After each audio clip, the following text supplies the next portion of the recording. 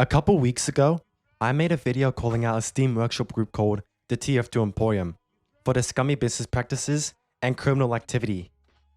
And it went as you'd expect, with a majority of the negative reception coming from the big name workshoppers I'd mentioned in the video, unsurprisingly. But were the Emporium and many other members in the TF2 community right about the video being a slanderous workshop attacking hippies? Of course not. And I think it was only a matter of time before somebody made a video covering the huge backlog of Emporium related drama. The point of my original video was less to criticize the quality of workshop items and more to shine a spotlight on the criminal activity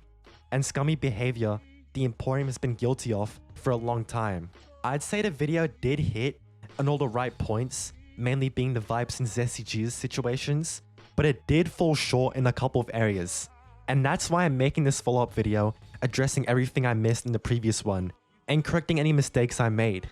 such as when I mistook the Emporium for making the AI apology video of Zesty instead of the El Maxo server mods. What the Emporium did do, however, was spend $100 on a ring in-game to broadcast a mocking message referring to Zesty across the entire TF2 player base.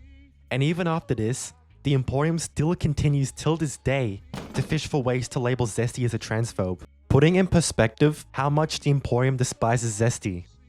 either because of his differing political takes or by how he affects the revenue big name contributors can make from terrible hats.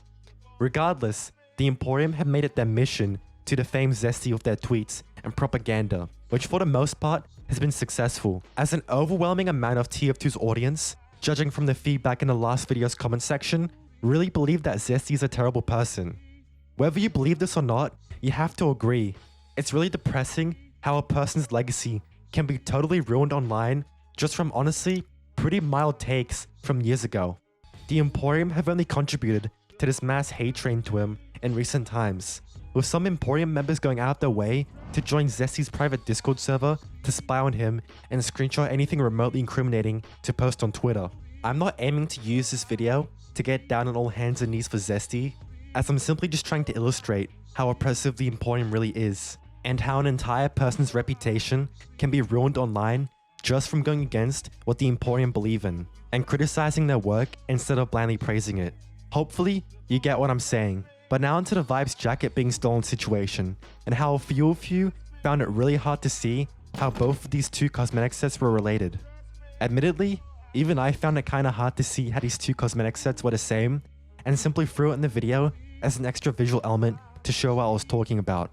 not really taking the effort to at least try to explain how the jacket was stolen. So I'll take the time in this video to go over the Vibes jacket incident and fully give context to everything. Although there isn't any conclusive evidence that Vibes' jacket was stolen, the evidence I'm about to show you makes the jungle jersey look incredibly suspicious when compared to Vibes' original jacket, given that Metabolic and Drew are notorious for taking a cosmetic and changing it up just enough so they can't get in trouble for stealing. At first glance, the jungle jersey jacket looks like it only has some subtle inspiration taken from the original jacket, like the idea of having a jacket being open with a darker undershirt. But the point where it really becomes suspicious is if you look at the whole set itself from Metabolic. You can clearly see everything from the belt design to the grey knee pads and boots all being borrowed from the original concept. And if all of this isn't incredibly suspicious, I don't know what is.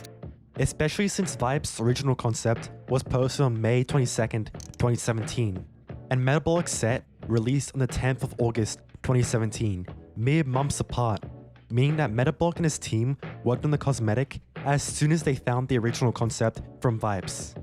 To make it even worse, after being confronted about the cosmetic by Vibes, they claimed it was their own idea while providing no evidence.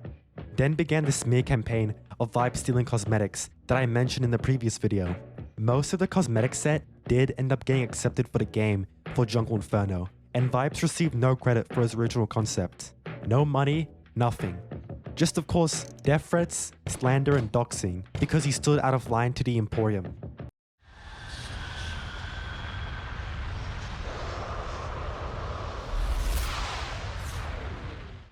Vibes wasn't the only victim of Drew and Metabolic, however, as many other people in the workshopping scene have been affected negatively by their behavior. No other words can truly describe what those two put so many others through except for evil. And by that, I mean the sort of stuff I wouldn't even do on my worst enemy, such as doxing, blackmail, and swatting. So for this section, I'm going to cover the stories of a few more people affected by both Drew and Metabolic, just to show you how far this extends into the workshopping scene. For this section, I want to talk about the experiences of one workshopper named Fuzzy, who was able to document their side of the story in a now deleted post. Although it isn't really clear who Fuzzy is talking about, given the fact that the article doesn't mention any names, we can use what we've learned from previous interactions with Drew and Metabolic to discover similar patterns of behavior that heavily suggest those two were involved. The latter part of the post begins talking about two male workshoppers in their mid-20s who continue harassing new faces in the workshop scene, and who are also banned from the main workshopper space on Discord. I'm sure you can guess where I'm going with this, but I believe those two workshoppers were Drew and Metabolic. It wouldn't make sense if it wasn't, as everything matches up perfectly with all of this happening in the same time frame of when they got banned publicly from TF2 maps and the Emporium Discord server. Also during the time when their Journey to the East project got taken down. The things Fuzzy brings up about how they called people's concept work shitty to their face or attempted to steal identities, both are things we've heard before when Vibes was attacked by Drew and Metabolic. Drew and Metabolic's reign of terror exceed the workshopping scene as well, and there's so many people out there, not only in the workshopping scene, but also in the Open Fortress and Team Fortress 2 Classic development team, who have had negative experiences with the two and refuse to speak up because of blackmail. And I'm hoping by making this video, we can hear more victims of Drew and Metabolic stand up and share their experiences. One thing that Drew and Metabolic did to some other members in the Team Fortress 2 Classic development team was send people computer viruses to gain access to their computer and obtain personal information, effectively using personal info as blackmail, and in some cases, using it to get some people booted from the Team Fortress 2 Classic development team and blacklisted from other projects like Open Fortress. To summarize, there are way more victims out there of Drew and Metabolic, considering they have had their hand in many other community projects like the TF2 Maps Journey to the East project, and both Open Fortress and Team Fortress 2 Classic. But the victims are very hard to come by, and it's even harder to find someone who is fine with talking about their experience publicly. Eric Smith. Oh, well, there it is. Come on, really not appropriate to add any of this stuff into the game. I'm sure when walking around some of your favorite maps in game, you have spotted the odd Easter egg or two. Maybe when no-clipping around secret out-of-bounds areas, or maybe by checking places where the typical TF2 player wouldn't think to look. But for the most part, Easter eggs for maps in any game are meant to be light-hearted secrets for players to find and enjoy, but not when you're the TF2 Emporium and need to shove your ideology, for whatever reason, into a 17-year-old shooter game by Valve for all to see.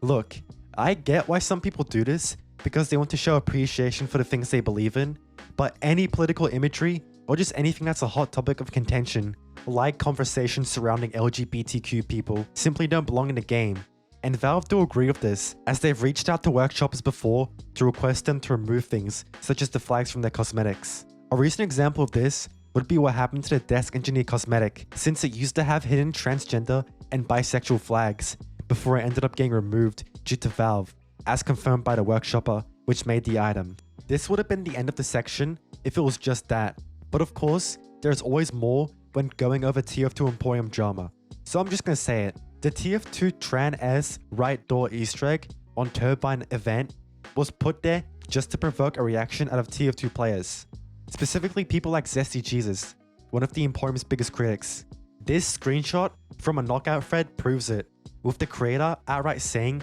he's placing it in the map and his other maps just to make people angry. The door name tag is still there till this day, and the fact that it wasn't even done in good faith really makes you question the morality of the Emporium.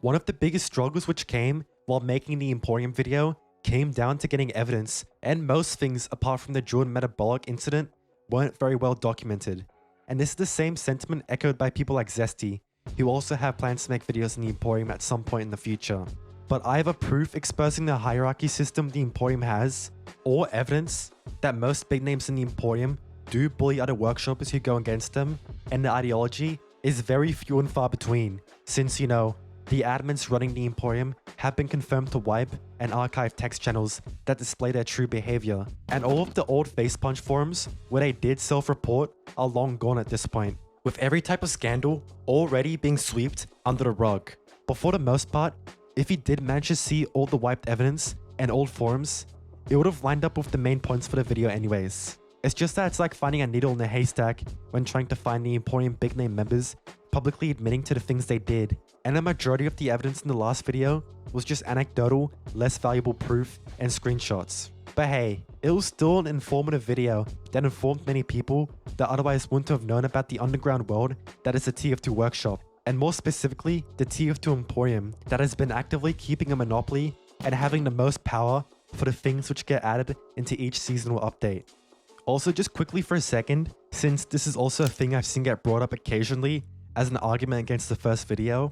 but could you have imagined how differently the video would have been if I personally went out of my way to contact the big names in the Emporium that I was calling out in the video and tried to get the Emporium side to the drama? Because I guarantee you, it would have been some entirely different story that's wildly different from whatever most people who were affected are saying, and that it would somehow have the Emporium be the ones who are innocent. Or on the other hand, I would have been banned and blocked from both the Emporium's Discord server and the members I was in contact with as soon as I even brought up anything that painted the Emporium in a bad light. Another argument I hear that gets brought up a lot when discussing the TF2 workshop and the Emporium's monopoly is that anyone can make items for TF2 that get accepted, or the TF2 Emporium Discord is a public space for anyone to join. Now, these two arguments are pretty much in direct response to the claim that for the most part, only the Emporium get items added into the game, and that you pretty much are forced to be part of the Emporium if you want any chance of getting your item into the game through the connections and resources you get from being a part of it.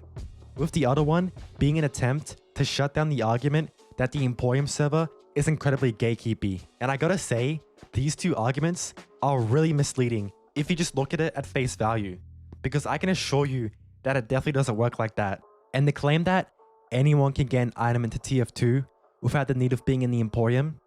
is pretty much the same as saying anybody can win the lottery and become a millionaire. It's possible, sure, but the chances of you ever doing these things are slim to none, especially with the sheer amount of competition you face as an upcoming workshopper, with everything being stacked against you from the fact that Valve picks from the same creators each year. So to claim that anybody can get an item to TF2 is pretty outlandish if you think about it, considering everything I've gone over, and the fact that you are basically required to be a part of the Emporium and have a big name contributor on your item just for the chance for it to get in. Just take a second to go back and check all the accepted items and count how many items are made by Emporium members, and you'll pretty much see for yourself how anybody can get an item to TF2. There's the other argument too of the TF2 Emporium Discord is a public server, so anyone can go in there and receive feedback, resources, we're a kind, respecting server, blah blah blah, you get it. But the thing they don't tell you when they bring this up is the fact that you have to go through a whole papers please style interrogation by linking your Steam profile to your account and waiting to get verified by a staff member to even get access to the server. So if you are even remotely associated with people that they don't like, then you are not making it through the verification to even get access to the main channels. The Emporium has been proven many times singling out people they don't like specifically from their group, with examples like what happened with Vibes. But even more recently was a time when the person managing the Emporium Twitter page, which posts the advertisements for the workshop pages of member submissions, went out of their way to take down one of their posts simply because of the fact that the submitter was associated with Zesty Jesus, which proves the fact that the Emporium server isn't as public as they make it out to be, with a whole background check before entering, and the whole part where they'll remove you if you're someone who they don't like, or are associated with people who they don't like. I truly doubt that we're ever going to see an actual in-depth video exposing the Emporium for the things they did with hard evidence from your favorite TF2 creators anytime soon, since there really isn't any reason for someone to do so and blow the whistle on the whole organization when there is nothing to gain from doing it, and you only risk effectively alienating yourself from the community and its TF2 groups. It also doesn't help that there's a huge stigma against actually talking about the truth, so much so that even trying to share videos relating to exposing the Emporium or any sort of drama video in places like the r/TF2 subreddit will result in your post getting automatically flagged and removed. For some reason, the general community surrounding Team Fortress 2 don't like when drama is brought up for the sake of discussion, and a huge majority of the viewers for it on YouTube would much rather stick to their casual clip dumps or weapon videos over videos actually exploring a topic of discussion that has been glossed over by the general public. 99% of TF2 YouTubers out there aren't willing to speak up about an issue that could even remotely be close to drama, and most definitely aren't going to have a stance on a situation for the sake of retaining as much of an audience as possible. Most of the time, bigger TF2 YouTubers have too much to lose when talking about problems within Team Fortress 2, especially when something as powerful as the Emporium, whose reach in the TF2 fanbase far exceeds just its Team Workshop, and has integrated itself into nearly every nook and cranny of the community. Multiple people that reached out for help with the video either outright refused to help or chose to, but wanted to stay anonymous because of the implications it could have on their reputation and career in TF2 if they were even remotely associated with a video going against the Emporium. One interesting development that's come out during the time since the video's release is the TF Connect 2024 stream, and more specifically, the moment when the TF2 developers stated that they only add cosmetics that people vote for, pretty much shifting responsibility to the player base and workshoppers to both vote for and make good cosmetics, further supporting the argument that workshoppers are responsible for making items that fit the art style of TF2. Anyways, I doubt that Valve is ever going to do anything surrounding the monopoly of the workshop, since they only really care about keeping TF2 on life support with seasonal cosmetic drops.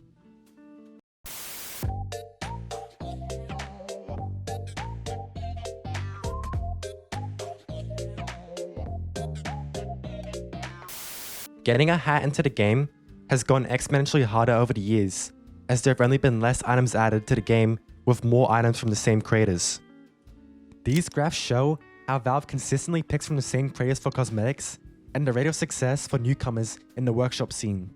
It's impossible to argue against how the Emporium controls Team Fortress 2 when they are basically the ones who get items added into the game and have so many connections within the Team Fortress 2 community.